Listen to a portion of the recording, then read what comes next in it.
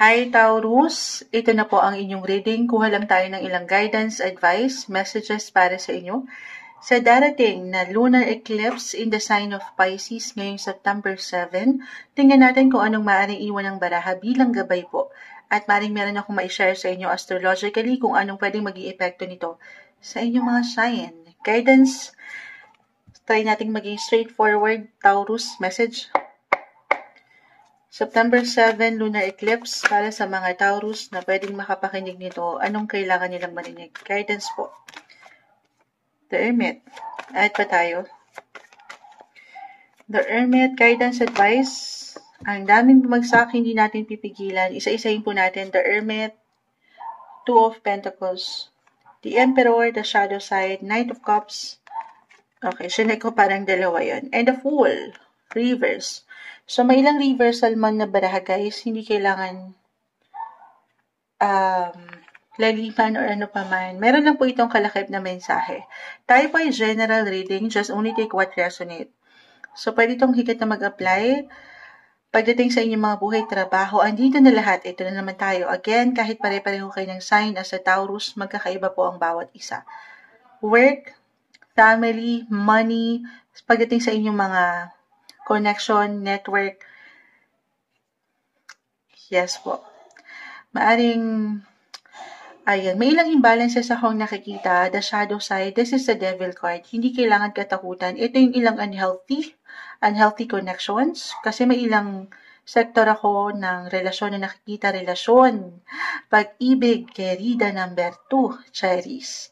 So, ano yung kailangan natin gawin? Of course, kailangan mapaangat niyo yung justice, yung may pagka-balance, nang walang pagkasobra or pagkakulang, the Two of Pentacles, reverse. Pakita natin sa live, tayo po ay live na live. So, medyo hindi lang siya ganun kadali for some kasi maaaring nagjo-juggling na kayo dito, ang dami yung pina-priority or inaayos, gustong i-balanse. Ito yung mission nyo. Or nagiging mission nyo na hindi madali. Okay? Pero, prioritization is the key, Taurus. Oo, sa dami ng iniisip nyo. Okay, ano tong, I'm getting a message na meron talaga kayong kailangan i-let go, i-release, panilay-nilayan ito. The Hermit, do some reflection. Ano yung kailangan i-release mo siya? Ito yon yung ilang demonyo. Again, this is a devil card, the shadow side lang yan. Ilang demonyo, ito reversal tayo. Reversal, guys, pwede itong higit na mag-apply sa inyo or sa ilang tao sa inyong paligid. Meron kayong kailangan tapusin, pakawalan, aalisin nyo na yung kayo dyan. Okay? Kasi nga hindi na siya nagiging okay. Or hindi nyo na kailangan, kahit sa simpleng pakiramdam ha, I'm getting a message for some of you. Halimbawa, meron kayong nakatensyon, if ever, at in a way, andyan pa rin, parang hinahabol kayo ng enerhiya, ng stress na hindi okay. So, you have to let go. Release anyone or anything that no longer serves you or serves a purpose para sa iyong buhay, Taurus. Huwag ka magpa-apekto doon. Okay, move forward. Andito yung power nyo, yung lakas nyo. Umaangat na yung maturity. Yes po. Actually, itong darating na lunar eclipse, it will highlighted your 11th house. At ang lawak ng 11th house, dyan na pumapasok ang iyong unahin natin. Since may ilang umangat dito na person connected sa, na-mention ko, network, connections, your friendship circle, ayan.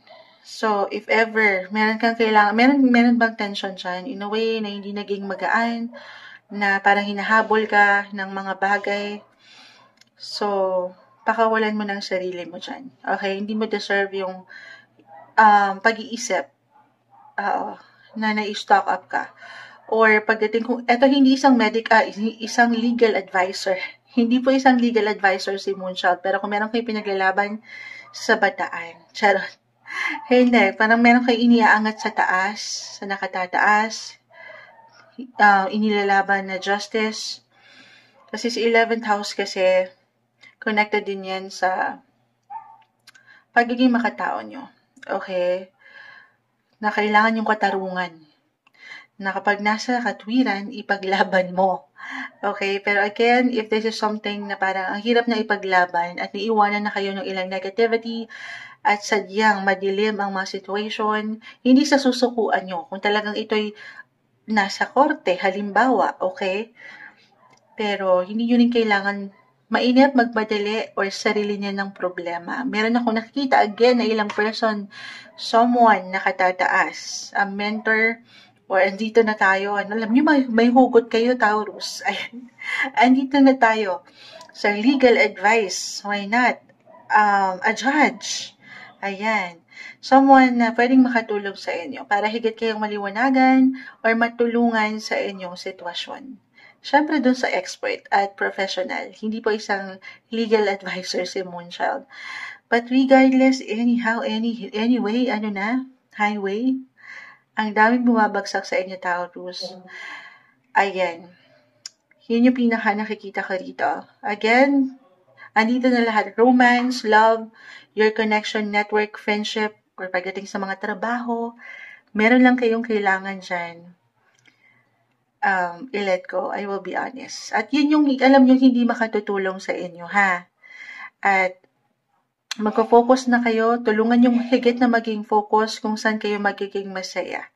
Or mas magiging balanse at peace, yung merong peace of mind na deserve nyo. Okay, dumadaan kayo guys sa ilang transitions, transformations, sabayan nyo ito. Ito yung umaangat na guidance, advice, message para sa inyo ngayong darating na lunar eclipse this September 7, Taurus.